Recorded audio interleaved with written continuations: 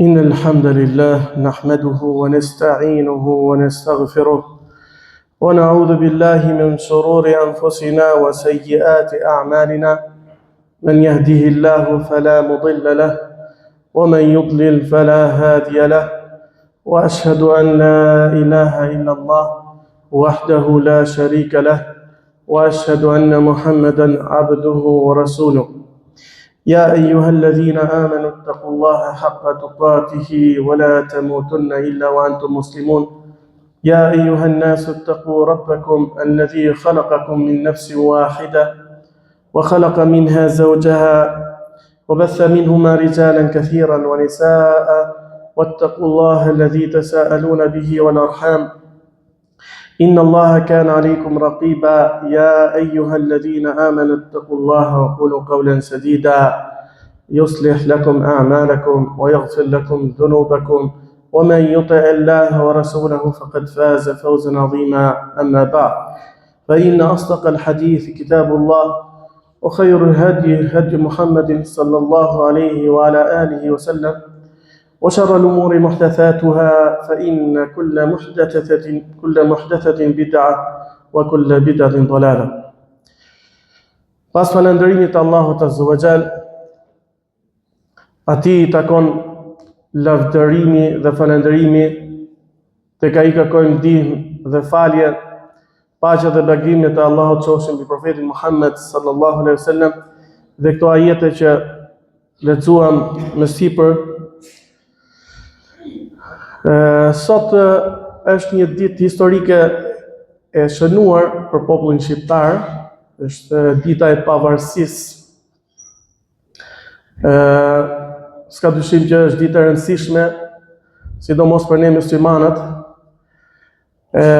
edhe pse është pavarësi jo e plot, dhe do bëjmë një parathënie në aspektin thojza politik, sepse ne nuk do të merremi shumë me këtë temë sot. Do të kalojmë në një këndvështrim tjetër. Është e rëndësishme sepse arritëm të shpëtojmë diçka. Nuk mbetën gjithë trojet e shqiptarëve jashtë, nuk mbetën gjithë muslimanët jashtë, nuk u asimiluan gjithë muslimanët, edhe nuk plani pra I keqdashës I fqinjve tanë nuk shkoi siç e kishin planifikuar, sepse Allahu Azza wa Jall është mbi gjithçka. Nuk do të flas këtu, siç thash, sepse pavarësia do të jesh I pavarur nga të tjerat ideologjikisht, të jesh I pavarur nga të tjerat ushtarakisht, të jesh I pavarur nga të tjerat ekonomikisht. Pra, kjo më shumë I takon shtetbërësve, ata që bëjnë shtetin dhe kanë marrë përsipër të përgjegjësi kaq të madhe.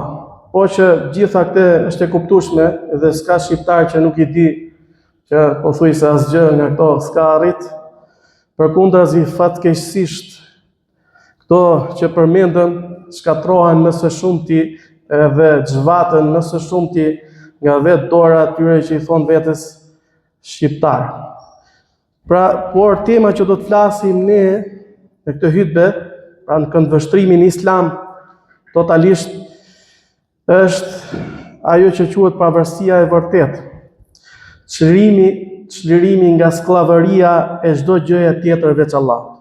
Ti je I varur vetëm nga Zoti yt. Ky duhet të jetë synimi më I madh I muslimanit dhe për këtë do të përpiqet muslimani dhe këtu do të shoh cilat janë ato pengesa që e pengojnë të jetë I tillë dhe t'i menjanojnë. Liria në këndvështrimin islam është një nga të drejtat më natyrale që ka qenia njerëzore. Jeta e njeriu pa liri nuk ka vlerë. Njeriu kur humbet lirin, ai vdes në vetvete edhe pse në dukje jeton, ha, pi dhe vërtitet mbi tokë. Islami e ka ngritur aq lart lirin saqë e ka konsideruar mendjen e lirë si një prej rrugëve kryesore në pranimin e njëshmërisë së Allahut dhe në pranimin e fesë së vërtetë. Allahu I Madhërisëm thot: La ikraha fi din, qad tabayyana ar-rushdu min al-ghayy.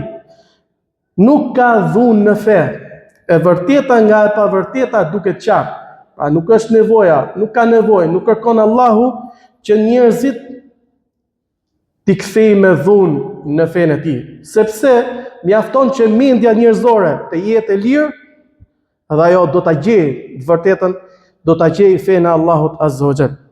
Pra këtu ka mohuar në këtë ajet shohim që Allahu Azza wa Jall refuzon dhunën në fe, e cila është gjëja më e rëndësishme që posedon njeriu. Pra feja është gjëja më e madhe dhe më e lartë, për të treguar se dhuna është gjithashtu e patolerueshme në diçka tjetër që vlen më pak se feja. Pra kur në fe nuk dhunon, atëherë ç'mbetet për tokat, ç'mbetet për pasuritë, ç'mbetet për fizikun e njeriu, për nderin e tij, për çdo gjë të vlefshme që posedon qenia humane mbi këtë tokë. S'ka dyshim që nuk lejohet absolutisht përdorimi i dhunës. Njeriu është i pavarur në atë që posedon dhe zotron. Askush nuk mund të vendosë sundim mbi të. Ai i bën gjërat me zgjedhjen e tij, e jo me imponim, me dëshirën e tij, e jo me detyrim. Por çdo të thot liri, atje është i pavarur, ti është i lirë. Me fjalën liri është për qëllim mundësia e njeriu për kryerjen ose mos kryerjen e diçkaje me vullnetin e tij personal, larg sundimit të tjerëve apo imponimit të tyre, sepse ai nuk është sklav i askujt. Njeriu nuk është sklav i askujt. Njeriu është vetëm rob i Allahut Azza wa Jall. Edhe është krijesa e tij, edhe automatikisht është vetëm sklav ndaj tij. Botkuptimi më i lartë i lirisë manifestohet në tauhidin ndaj Allahut Azza wa Jall. Pra në njëshmërinë ndaj Allahut, ku njeriu, kur personaliteti human dhe mendja njerëzore çlirohen nga prangat e idhujtarisë dhe nga nënshtrimi ndaj dikujt tjetri veç Allahut Azza wa Jall. Liria në Islam është kundër idhujtarisë, kundër skllavërisë, paganizmit dhe çdo forme tjetër të padrejtësisë. Prandaj Umar ibn Khattab radiallahu anhu, khalifja i drejtë, i çoi porosi valiut të tij, guvernatorit të tij në Egjipt, Amr ibn al-As radiallahu anhu, duke i thënë që kur keni filluar t'i robëroni njerëzit, e nënat e tyre i kanë lindur të lirë, pra si mund t'i sklavëroni ju njerëzit kur ata janë lindur të lirë? Pra nuk lejohet sklavërimi i një qenie humane kushdo që tjetë ai dhe në çdo vend që tjetë, në çdo kohë që tjetë.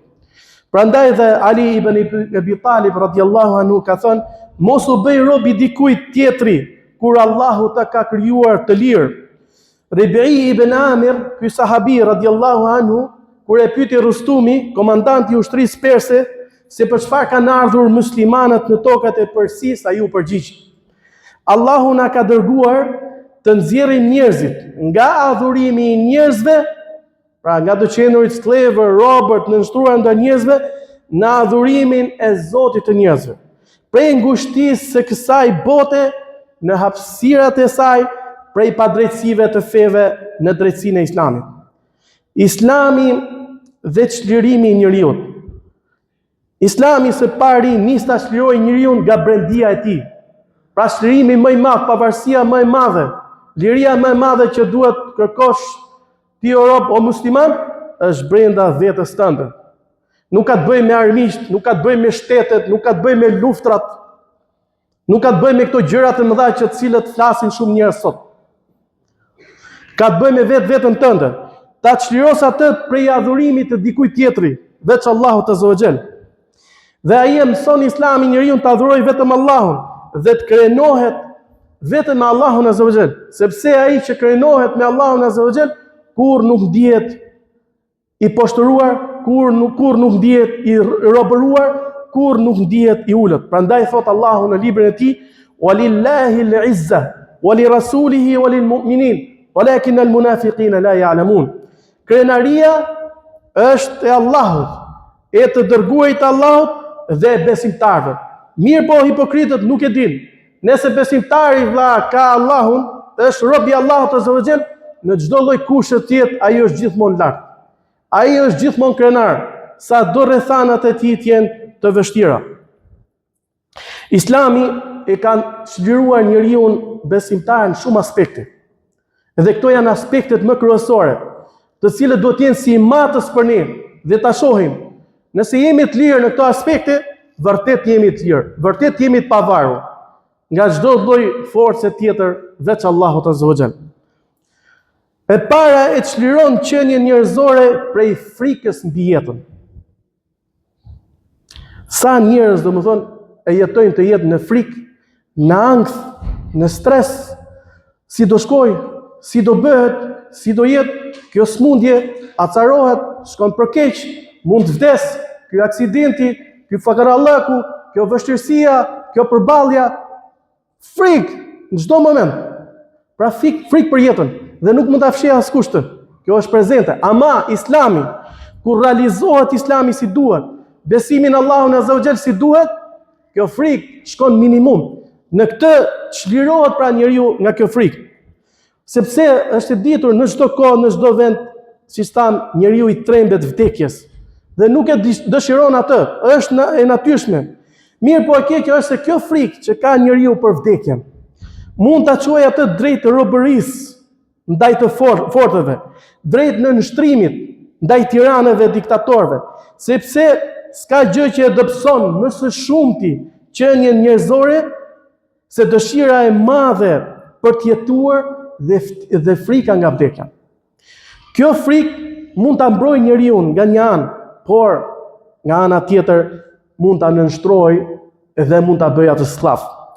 I dërguari i Allahut Muhamedi alayhi salatu wassalam na ka treguar si shkaku kryesor i dobësisë dhe poshtërimit të ummetit islam përpara armiqve të tyre, edhe pse të shumë në numër, është frika ndaj vdekjes dhe dëshira për të jetë, dëshira për të botë. Prej Thaubanit, shërbëtorit e profetit ton Muhammed sallallahu alaihi wasallam, transmetohet si ka thënë profeti jon Muhamedi alayhi salatu wassalam: "Së shpejti mbi ju do të ftojnë popujt njëri tjetrin nga çdo anë, sikur se ftojnë njerëzit njëri tjetrin për të ngrënë në të njëjtin tas." Shokët e pyetën: "A prej numrit ton të pakët o i dërguari i Allahut? Prandaj do na sulmojnë nga të katër anët, kaq kollaj?" Ai tha: "Jo, ju atë ditë keni për të qenë të shumë në numër, por do të jeni si mbeturinat, pra si bërlloku që i merr përpara përroji kur vërshon. Armiqt nuk do të kenë më në zemrat e tyre frikë prej jush, zemrat tuaja do t'i kaplojë luahen." Ata thanë: "E ç'është luahen o i dërguari i Allahut?" Ai tha: "Dashuria për këtë jetë dhe urrejtja vdekjes." Njeriu i cili e di me bindje të plot se Allahu është krijuesi, se mosha e njerëzve është në dorën e tij dhe çdo njeri e ka të përcaktuar jetën në këtë dynja, e cila as i shtohet e as i paksohet, dhe se kur të vijë fundi nuk do të lihet akoma, atëherë ai nuk trembet, sepse Allahu thot: "Wala yu'akhir Allahu nafsan idha jaa ajaluha, wallahu khabirun bima ta'malun." Allahu, kur dikujt i vjen afati i përcaktuar, nuk e vonon atë as pak. Pra Allahu nuk e vonon vdekjen një njeriu, nëse ajo është caktuar, as nuk ja shpejton, as nuk ja vonon atë. Atëherë për çka friksohet njeriu? Atëherë për çka është në stres për punën e vdekjes? Ajo do të vi. Si e patë frikë ti, apo nuk e patë frikë, ajo do të vi. Ajo që është caktuar nga Allahu Azza wa Jall nuk shmanget. Kështu që duhet të shlirohet njeriu nga kjo çështje, nga çështja e frikës ndaj vdekjes. Edhe kjo gjë e bën muslimanin të fortë dhe trim, kur nuk pranon poshtrimin dhe nënshtrimin, nga kushto qoftë sido që të jenë rrethanat, sidomos kur është plotësisht i bindur në brendinë e tij se trimëria nuk mund të paksojë asgjë për jetën e tij. Pra kur je trim, nuk do thotë që po që je trim do vritesh, do vdesësh. Nuk ta pakson kjo jetën. Po edhe frika, nënshtrimi nuk mund ta shtoj. Pra duke pas frikë, duke u nënshtruar ti pretendosh që do kesh jetë më gjatë. Kështu njeriu jep fund gjunjëzimit përpara tiranëve të cilët përpiqen t'i gjunjëzojnë qenjet njerëzore e t'i mbushin zemrat e tyre me frikë. Allahu na ka dhënë ne një shembull shumë bukur lidhje me këtë në Kur'anin e tij famëlart, kur përmend magjistarët e faraonit. Besoj e keni lexuar në librin e Allahut ose e keni dëgjuar historinë e magjistarëve të faraonit. Allahu thot për ta, për magjistarët e faraonit, pra kur ata besuan Allahun azza wa jall, kur ata u nënshtruan Zotit të tyre, ata thanë, edhe i kërcënoi faraoni se do t'i masakroj, se ai do t'i lidh në trungjet e palmave, do t'i gjymtoj, do t'i presi gjymtyrët, pra do t'i masakroj. Nuk ka më vështirë se kaq, nuk ka më kërcënim më i madh se kaq. Ata thanë, qalu lan nu'thiraka ala ma ja'ana min al-bayyinat walladhi fatarana faqdi ma anta qad inma taqdi hadhihi al-hayat ad-dunya. Pra ata thanë, ne nuk të japim ty përparësi, pra të ndjekim ty tani, përparësi ndaj fakteve që na erdhën. Fakteve që na erdhën nga Allahu, argumentet, dhe ndaj atij që na krijoi, pra, ndaj Allahut nuk japim përparësi ty, kërcëno çfarë duash, prandaj thon, andaj ti jepi fund asaj çka mund të bësh. Ti vetëm jetës së kësaj bote mund t'i japësh fund. Pa sa do tiran që ishte faraoni, në fund të fundit nuk kishte gjë tjetër vetëm se të realizonte ato që kishte përcaktuar Allahu azza wa jall për vdekjen e këtyre njerëzve që më parë ishin shumë të këqij magjistar, ama desh Allahu të mirën për ta dhe u penduan, u kthyen tek Allahu azza wa jall, edhe nuk i gjunjëzoi ata frika ndaj vdekjes. Pra, duhet çlirohet besimtari nga kjo lloj frike, nëse do ta shoh veten e tij të pavarur edhe të lirë. Së dyti, çlirimi i qenies njerëzore prej frikës ndaj rrezikut. Rreziku, të mirat materiale, si do të jetosh, me çfarë do të jetosh, çfarë shtëpie do kesh, çfarë mund të hash, mund të pish, si do ta ndërtosh familjen, si do të rrisësh fëmijët, si do ta bësh këtë, si do ta bësh atë, si do ta kalosh pleqërinë, çfarë do të kesh nga të mirat materiale, nga pasuria, rreziku pra. Ky është rreziku, gjitha të mirat materiale që ka njeriu në këtë dynja. Nëse frika prej vdekjes është shkaku i parë i nënshtrimit dhe i robërimit të njeriut, shkaku i dytë, më i madh, më i rrezikshëm, është frika prej ndërprerjes së rrezikut. Frika se mos të marrojnë të mirat materiale. Frika që nuk do të kesh gjoja rrezik. Po të hedhim një shikim të shpejtë mbi ata të cilët nuk e kanë realizuar njësimin e Allahut, pra nuk e besojnë Allahun plotësisht me gjithë zemrën siç duhet, lidhje me këtë çështje, do të shohim se si ata, Allahu na ruaj, mund të heshtin për të vepruar të vërtetën apo për të thënë të vërtetën. Sa njerëz i pengon rreziku, puna, e ardhmja, përfitimi, mirat materiale, mos zbatoj fen Allahut. Allahu na ruaj. الشيطان يعدكم الفقر ويأمركم بالفحشاء والله يعدكم مغفرة منه وفضلا. Shejtani thot, ju tren me frikë, me fukarallëk. Po nuk shkova në xhami, do m'hiki puna. Po fala namazin, s'do kem kohë për të fituar. Po e bëra këtë nga fija, do privohem nga kjo e mirë. Zot na ruaj. Ku ka frikë më e rrezikshme se kjo? Ku ka skllavëri më e keqe se kjo? Për atë që të ka garantua Allahu azza wa jall, për rrezikun që ta ka garantuar. Ti nuk i bësh rob Allahut azza wa jall, dhe ti bëhesh rob i dynjas, bëhesh rob i punës, bëhesh rob i paras, bëhesh rob i materiales, gjitha këto ti ka garantuar Allahu azza wa jall. Allahu thot: Inna Allaha huwa ar-Razzaq dhul quwwati al-matin. Allahu është furnizuesi.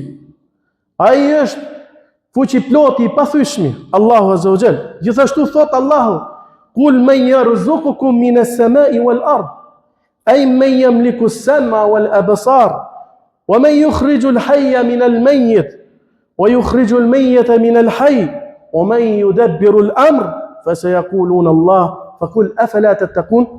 Ti thuaj, cili ju furnizon prej qiellit e prej tokës? Kush e sjell shiun? Kush i ka në dorë gjithë të mira?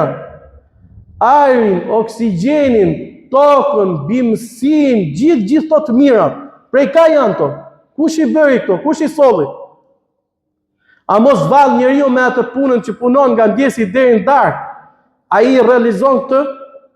Kjo është forca e tij që sjell të mirat materiale riskun? E gjithë risku është në dorë të Allahut Azza wa Jall. Atëherë thot Allahu, pra përse nuk i friksoheni? Kur Allahu e ka në dorë riskun, kur Allahu na jep gjithë mirat, kur ai na ka garantuar, pse njeriu duhet friksohet? Po, njeriu duhet bëj shkaqet, mundësitë që ka, duke mos rënë desh me urdhresat e Allahut Azza wa Jall. Duhet përpiqet ta kërkojë ta fitojë këtë risk. Ama jo të bëhet skllav i riskut, po të vazhdojë të jetë skllav i Allahut Azza wa Jall dhe ta kërkojë në mënyrën e lishme që ka ligjëruar Allahu Azza wa Jall këtë risk. Duke mos u përplasur kërkimi i riskut me zbatimin e detyrimeve që kemi ndaj Allahut Azza wa Jall. Prandaj dhe profeti jon Muhammed sallallahu alaihi wasallam thot: "Mallkuar qoftë robi i dinarit dhe i dirhemit, robi i robës e i pëlhurës, kur i jepet kënaqet e kur nuk i jepet nuk kënaqet." Pra e ka mallkuar pra ai i cili domethën hidhet shumë mas paras. Pra dinarit, monedës arit, dirhemit, monedës argjendit, to kanë qenë parat kryesore në atë kohë. Apo mas robëve, ka përmend si shembull, pra që njeriu pas tyre të mirave materiale të hidhet aq shumë, sa që ato do ta pengojnë nga rruga e tij drejt Allahut Azza wa Jall. Besimtar duhet shlirohesh nga frika e riskut. E ka caktuar Allahu Azza wa Jall. Sa njerëz janë rropatur gjoja për të fituar mirat materiale, fund fare nuk i ka ardhur vetëm ajo që është caktuar. Sa njerëz domun i kanë bërë shkaqet, po i ka ardhur më lehtësisht risku Allah. Sepse Allahu i ka ndarë riskut dhe njeriu duhet të jetë i kënaq me atë që ka ndarë Allahu Azza wa Jall. Duhet të jemi të kënaq me atë që na ka thënë Allahu Azza wa Jall. E treta, çlirimi i qenies njerëzore prej frikës ndaj postit dhe pozitës. Shkaku i tretë i robërimit dhe i nënshtrimit të njerëzve është kujdesi dhe frika e madhe që kanë disa njerëz apo shumë njerëz nga posti dhe pozita në shoqëri. Shumë njerëz harxojnë tërë përpjekjet e tyre për ruajtjen e postit me çdo lloj mjeti të mundshëm. Një njeri i tillë tregon falsitet dhe syefajsi ndaj dikujt që mendon se e ka në dorë shkarkimin e tij nga një pozitë. Jeton kokulur, i nënçmuar dhe i poshtruar. Pëlqimi i postit e çon deri në shëjtërim të tij. Ka frikë se mos i ikën. Ai bëhet skllav ndaj cilit do që ka në dorë diçka në lidhje me shkarkimin dhe mbajtjen e tij në post. Ai bëhet skllav dhe harron që edhe ata që kanë pushtetin në dorë janë njerëz si ai. Një nga dietarët e mëdhenj Ibn Taymija, Allahu më shërof, thotë: ai që kërkon pushtet dhe lartësi në këtë tokë e ka zemrën të dobët përpara atyre që e ndihmojnë në arritjen e diçkaje të tillë. Ai ka frikë ndaj tyre, e lidh shpresën me ta, edhe pse njëherë ata e mbajnë atë si në krye të tyre dhe i binden atij. Ai u jep pasuri, pozitë, i fal për fajet që kanë bërë, vetëm që t'i binden e ta ndihmojnë të mbajë pushtetin. Ai në dukje është një udhëheqës që të gjithë i binden, e në realitet është rob i bindur ndaj tyre. Si mund ta poshtërojmë veten për poste shumë më të ulta, për pozita shumë më të ulta në shoqëri ku ne jetojmë? Pse duhet ne ta sllabërojmë veten tonë? Ta heqim të lloj ndjenje, të lloj barre, sepse domethënë do të humbim këtë pozitë apo do të humbim atë pozicion. Nuk duhet të jetojë besimtari kështu. Besimtari duhet të jetë i lirë. Besimtari e lidh fatin e vetëm me Zotin Allah. Çdo gjë, çdo pozicion, çdo gjendje, çdo moment është Allahu Azza wa Jall ai që e menaxhon dhe e ka në dorë për të. Prandaj Allahu thot në Kur'an o besimtar: "Qulillahumma malikal mulk, tu'ti al-mulka man tasha, wa tanzi'u al-mulka mimman tasha, wa tu'izzu man tasha, wa tudhillu man tasha, biyadika al-khair, innaka ala kulli shay'in qadir." Thuaj: o Allah, sunduesi i çdo gjëje, ti ja jep pushtetin ose pozitën atij që do. Ti ja heq prej doje pushtetin atij që do. E lartëson atë që do dhe ja ul atë që do. Çdo e mirë është vetëm në dorën tënde. Vërtet ti ke mundësi për çdo gjë. Së katërti dhe e fundit, çlirimi i qenjes njerëzore prej epsheve të saj. Epshet, dëshirat që Allahu Azza wa Jalla ka kriju tek njeriu për të qenë ndihmës në jetën e tij të kësaj dynjaje, ato duhet të jenë të menaxhueshme dhe të frenuara sipas ligjit të Allahut, sipas asaj që Allahu Azza wa Jalla e ligjeron. Po kur njeriu i lëshon frerët e epsheve të tij, nuk i menaxhon ato si duhet, s'ka dyshim se këto epshe e të çojnë atë në slavëri dhe e bëjnë atë sklav. Armiqtë e Allahut, të cilët punojnë për të skllavëruar njerëzit, tashmë kanë shpikur metoda të reja robërimi. Nuk është si më parë që i lidhin me hallka me zinxhir dhe i çonin, si më thënë, për të punuar në tokat e filanit apo në fabrikat e filanit. Këto forma skllavërie janë të vjetra, por janë shpikur të reja vëllezër besimtar. Janë shpikur metoda të reja skllavërie. Tashmë shumë njerëz janë strevër të ideve të tyre nëpërmjet mjeteve të informacionit, janë robër të organeve të tyre trupore, dëshirave të shfrenuara dhe janë robër të paras. Allahu na ruaj. Ato e ngrenë, ato epshe e ngrenë njeriu, ato e ulin. Ato e bëjnë shpërthej dhe ato i qetësojnë. Ato e nxisin dhe e bëjnë që të eci përpara dhe ato e ndalin.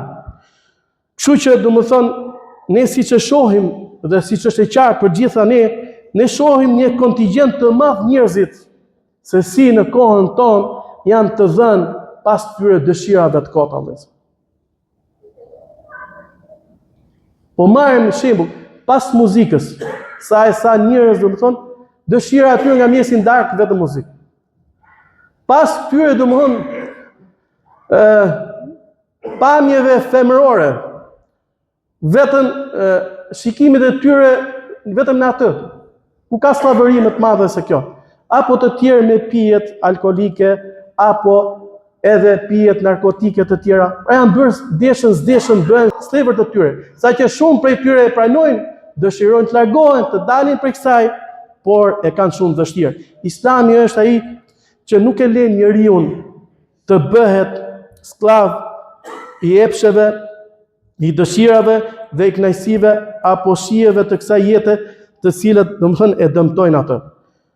Por Islami i bën njeriu thirrje që ai të jetë asket në bazë të mundësive dhe nga ana tjetër e lën të lirë që të shijojë kënaqësitë e lejuara të kësaj jete, duke i sqaruar se ky përjetim i kënaqësive në këtë botë është shumë i shkurtër në krahasim me kënaqësitë e botës tjetër, kënaqësitë të cilat do t'i arrijë njeriu i devotshëm nga Zoti i tij. Prandaj thot Allahu: "Wa ma utitu min shay'in famata'u al-hayati ad-dunya wa zinatuha wa ma 'inda Allahi khairun wa abqa afala taqilun." Ajo çka u është dhënë këtu është vetëm kënaqësi dhe hijeshi e kësaj bote, ndërsa ajo çka gjendet tek Allahu është më e mirë dhe e përjetshme. Apo do gjikoni? Barakallahu li wa lakum fi al-Qur'an al-azim wa nafa'ani wa iyyakum bima fihi min al-ayati wa dhikri al-hakim. Aqulu ma tasma'un wa astaghfirullaha li wa lakum fastaghfiruhu innahu huwal ghafurur rahim. Alhamdulillahi rabbil alamin. والصلاة والسلام على سيد الأنبياء والمرسلين نبينا محمد وعلى آله وصحابته والتابعين. Besimtar, robëria ndaj Zotit tonë Allahut Azza wa Jall çliron njerëzit prej robërisë ndaj hyjnive të kota, besimeve të kota, zotave të rrjem, sa njerëz kanë frikë nga këto bestjetny të kota. Kurse Islami na mëson që vetëm Allahun Azza wa Jall duhet kemi frikë dhe vetëm atij t'i drejtohen. Pra sa njerëz Islami shpëton nga skllavëria, nga paganizmat e kota, nga filozofit boshe, ateistët dhe laikët, nga ideatorët dhe reformatorët sharlatan të çdo dekade të njëpasnjëshme. Shumë njerëz gjithashtu i shpëton Islami nga degradimi, nga degenerimi dhe shkatërrimi, për t'i udhëhequr ata tek ajo që është më e pastërta në besimet e tyre, tek ajo që është më e pastërta në adhurimet e tyre, tek ajo që është më e pastër në moralet dhe në sjelljet e tyre. Elusim Allahun Azza wa Jall me emrat e tij të bukur, me cilësitë e tij të larta, na bëj robër të tij, na bëj të lirë nga çdo gjë tjetër veç tij, na mundsoj që të jetojmë në këtë jetë ashtu siç kënaqet Allahu Azza wa Jall, dhe të na mundsoj mbyllje të hajrit të suksesshme, na bëj prej banorëve të xhenetit, e të na ruaj nga zjarri i xhehenemit, na bashkoj në xhenetet e tij të larta me pejgamberët, me dëshmorat, me njerëzit e sinqertë dhe njerëzit vepërmirë,